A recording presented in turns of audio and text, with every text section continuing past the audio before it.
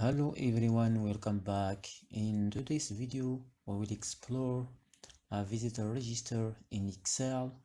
It's a wonderful project, by the way. As you can see here, you can add the name, phone number, purpose and date automatically, by the way. And here we have a corner to show you how many person waiting, and two buttons if you want to go directly to database, and another one to go to temporary sheet. We will explore this, and the button to save and want to delete and save it to temporary sheet. As you can see here, let's add another name. For example, Paul. Phone number, any number.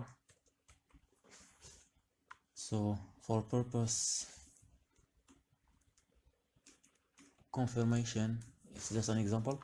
When I click here, automatically display the date and time automatically. Okay, save it. As you can see here, we have 2 person waiting on database. Let's say this. So when I click on database, as you can see here, I have 2 person. Let's go back to dashboard the same way. Now I will delete a person from database and save it to temporary sheet. Okay, click on delete. As you can see here type the name of the person, then okay. As you can see, visitor Paul has been deleted and saved to temporary sheet. So now we have just one waiting.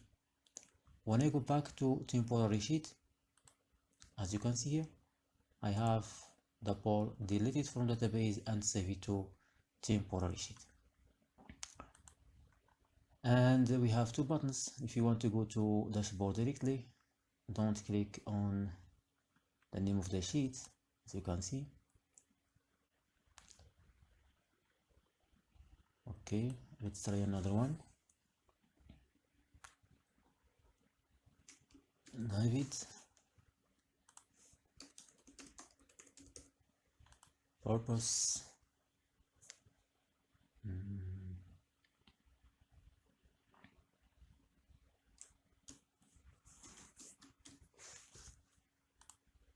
okay, save it. Let's save it to database. David, let's delete it. David, okay.